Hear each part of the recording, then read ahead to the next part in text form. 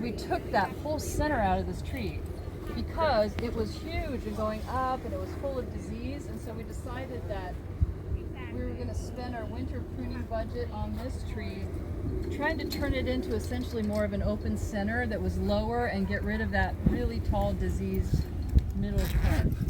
And pears are funny, they just want to go straight up. And so sometimes if you don't cut them back and do a heading cut that's far enough down, it'll just want to go straight up again with just one little thing. So we then also did these heading cuts here to try to get it to branch lower. And so that was our pruning goal, was to, turn it essentially from sort of more of a central leader tree to an open center, to have more sun and air circulation. Yeah, kind of a basket shape. And so here's where we did the cut here, you can see.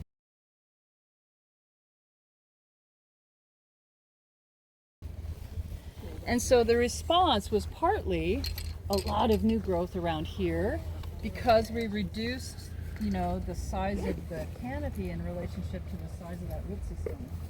So that was part of it.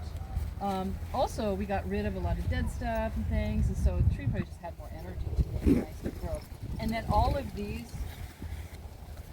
these essentially water sprouts were in response to that cut. Especially these ones right below it, right? So all that energy kind of coming up, like hits this stopgap, it's got to go somewhere, so it kind of goes out in these suckers. So, do we remove them all? Why would we not remove all of them? We'd encourage, close up this way a little bit. Yeah. So we could leave one because we have some real estate in here, don't we? So yeah, exactly. So we have this nice hole right here that would be a great placement for another scaffold branch. Yep. And which one of these do you think would be a good candidate for that?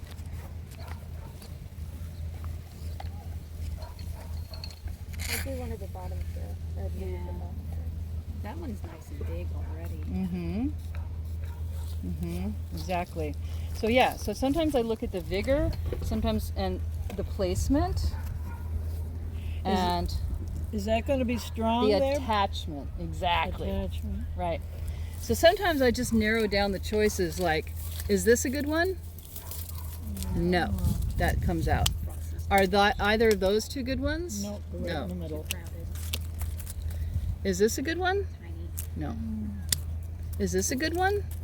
Maybe. Maybe. Is this one? Yes. Maybe. Is this one? Better. No. No, not better. We'll snap off. This one? Straight up the middle. So This one? Crossing. No, crossing. Any of these? No. This one? No.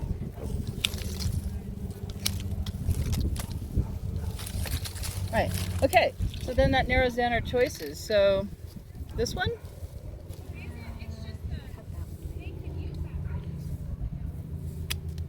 Fruit. You might get fruit on these here, right here.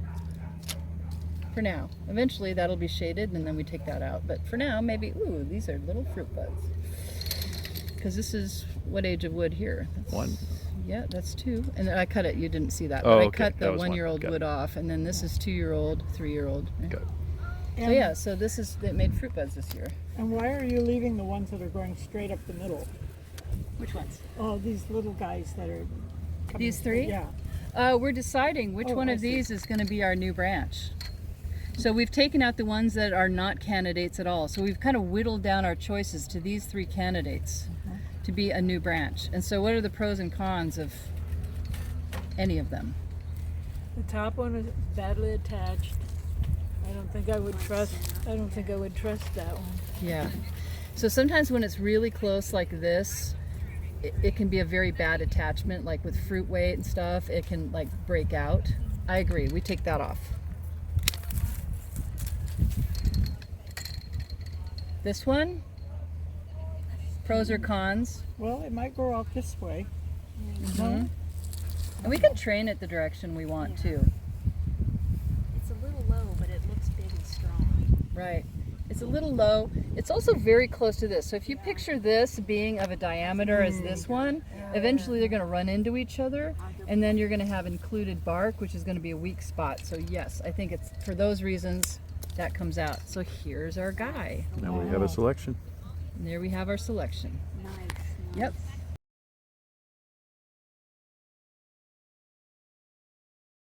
What I think is going to happen if this thing doesn't totally die is that we're going to get new growth from this bud, maybe this one on the back here as well, now that I see that.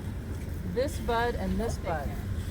And this one going out here, this one going out here, and this one going out here, and maybe this one also kind of going out up over here. And then if we get more than that, we can selectively thin them out. And we can go look at that pear and actually go do that on the pear, because we did this kind of thing on the pear over there for winter pruning. But we're making that cut today. That's right. No. Yep, so we'll hold this one No. We're for marking it winter so that pruning. we remember where we do it for winter pruning. So we'll do dormant pruning on this Because one. at this time of 2025. year, the tree's not going to respond as much. If we did the same cut, I take back everything I just said.